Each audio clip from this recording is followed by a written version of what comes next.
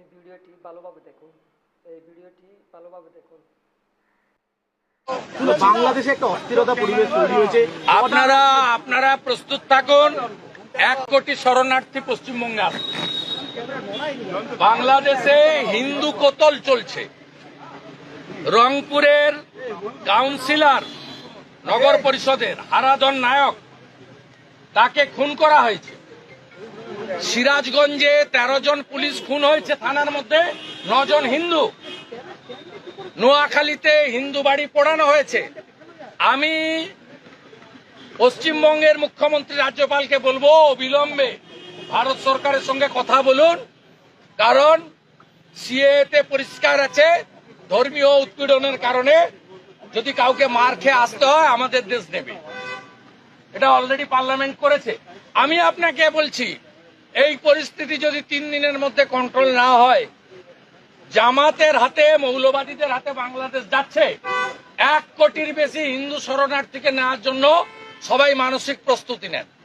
আমি তো প্রস্তুতি নিয়ে নিয়েছি। কেন্দ্রকে জানাচ্ছেন না, এটা এক্সটার্নাল অ্যাফেয়ার্স ম্যাটার। এটা রাজ্য সরকারকে, রাজ্যপালকে জানাতে হবে। আমি দরকার হলে লিখবো জয়শঙ্করজিকে, ডাইরেক্ট করতে পারি না। তো আমি পশ্চিমবাংলার হিন্দুদেরকে অনুরোধ করব, যার যেখানে জায়গা জমি যা আছে আমাদের হিন্দু ভাইদের শরণার্থী হিসেবে রাখার জন্য আবার মানসিক প্রস্তুতি নেন। 48-71 ওরা তো আসবে না, ওদের সরকার হয়ে যাবে। জামাতের কন্ট্রোলে চলে গেলে তো ওদের হাতে চলে যাবে। 7% হিন্দু আছে, তাদের পলায়ন।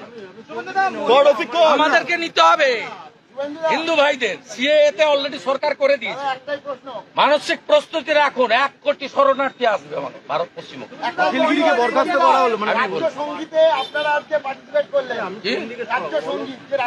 আমরা গতবারে যখন বলা হয় পশ্চিমবঙ্গের জাতীয় সঙ্গীত, আমরা তখন জনগণ মন অধিনায়ক করেছি, আমরা স্বীকার করি।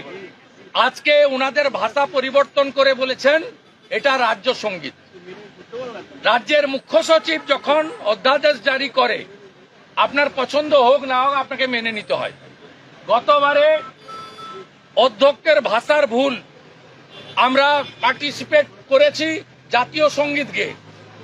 আপনার ভারতবর্ষে জাতীয় সঙ্গীত আপনি বদলাতে পারেন না। আজকে লিডার অব দ্য হাউস মাননীয় মুখ্যমন্ত্রী 2টো পার্টে বলেছেন যে পশ্চিমবঙ্গ সঙ্গীত গাওয়া হবে, তারপরে দেশের জাতীয় সঙ্গীত গাওয়া হবে। উনারা উনাদের ভুলগুলো সংশোধন করছেন, আমরা হ্যাপি। ভুলগুলো সংশোধন করুন। আপনি ফিরহাদ হাকিমকে আর হুমায়ুন কবিরকেও যদি শাস্তি দিতেন আমরা খুশি হতাম, অখিলগিরিকে যেভাবে দিয়েছেন।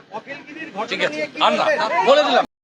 আমরা সবাই সতর্ক থাকি। আমরা কোনোদিনও ভারতীয় দালালদের, ভারতীয়দের আমাদের বাংলাদেশে নাক ঢুকাতে দেব না। আমরা জালমাল দিয়ে হলো হিন্দু ভাইদের রক্ষা করতেছি, তবুও ওরা বাংলাদেশে বিবৃতিকর পরিস্থিতি সৃষ্টি করতে চাচ্ছে। আমরা কোনোদিনও ভারতীয় দালালদের নাক ঢুকাতে দেব না।